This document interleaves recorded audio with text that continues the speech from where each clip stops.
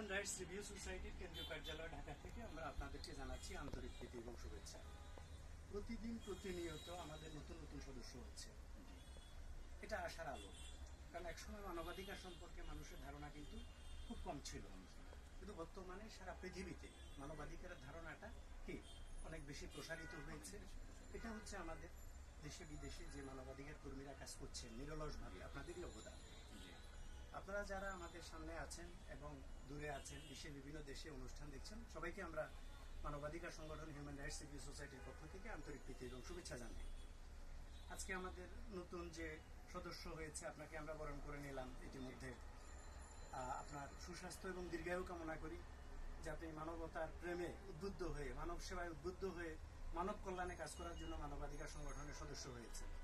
তেমনিভাবে প্রতিদিনই অসংখ্য মানুষ চেষ্টা করে যে কীভাবে সদস্য হওয়া যায়।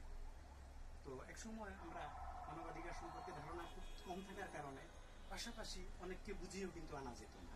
আর এখন মানুষ কাজ দেখে বিভিন্নভাবে আগ্রহ প্রকাশ করছে, তবে আসার মাধ্যমটাও একটু কঠিন হয়ে যায় অনেক সময়। আমি আমাদের কেন্দ্রীয় নেতৃবৃন্দকে আহ্বান জানাবো, আপনারা আরো সহজ করে দেন। রাসূল সাল্লাল্লাহু আলাইহি ওয়াসাল্লাম বলেছে, যে কোনো কাজ যে তোমরা সহজ করো, সহজ করলে কি সেটা বেশি এগিয়ে যাবে। যেমন ম্যারেজটাকে বলছে সহজ করে দাও, বিয়েটাকে সহজ করে দাও, তাহলে মানুষ বৈধভাবে কি বিয়ে করে তারা জীবনযাপন করবে। আর রেপকে উদ্বুদ্ধ করা নিষেধ করা হয়েছে, উদ্বুদ্ধ করা হয়নি। কারণ এখন দেখা যাচ্ছে যে কি মানে আমরা মেরিকে জটিল করে ফেলছি। আপনি খেয়াল করেন, জটিল করছি না? তাহলে সর্বকালের সর্বশ্রেষ্ঠ মহামানব হযরত মুহাম্মদ সাল্লাল্লাহু আলাইহি ওয়াসাল্লাম বলছে তোমরা সহজ করে দাও, বিয়েকে সহজ করে দাও। যে কোনো কিছুকেই সহজ করে দিতে বলছে।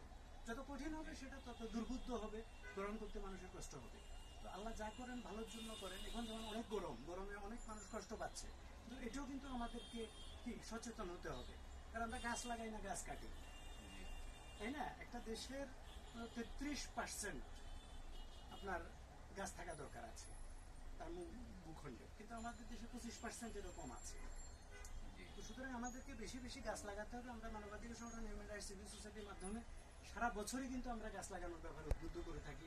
নিজেরা চারা, আপনি নিজেই তো প্রচুর চারা বিতরণ করেছেন, গাছ লাগিয়েছেন, আমরা সবাই মিলেই করছি সারা বছরই। শুধু গরম লাগলে যে আমরা করবো তা নয়, এটা আমাদের রুটিন ওয়ার্ক। সুতরাং আমরা এই কাজেও সকলের সহযোগিতা কামনা করি এবং সর্বস্তরে মানবাধিকার সংরক্ষণ এবং বাস্তবায়ন করি। আল্লাহ যা করে ভালোর জন্য করে, কেন বলেছি?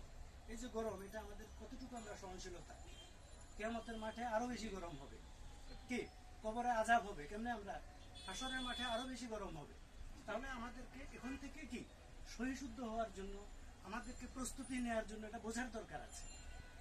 আর জায়গায় জায়গায় বিভিন্ন জায়গায় প্রার্থনা করা হচ্ছে, মুনাজাত করা হচ্ছে সম্মিলিতভাবে বৃষ্টির জন্য।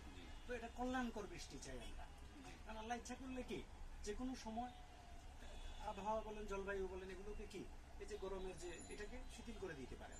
সুতরাং এগুলো আমাদের একটা শিক্ষা, এটাকেও আমাদের সইতে হবে এবং আমরা প্রতিটা ক্ষেত্রে যেন আমরা মানুষের কল্যাণে কাজ করতে পারি, এই প্রত্যাশা রেখে আজকের প্রোগ্রাম এখানে শেষ করি এবং আবার দেখা হবে আপনাদের সাথে অন্য কোনো বিষয় নিয়ে। আসসালামু আলাইকুম।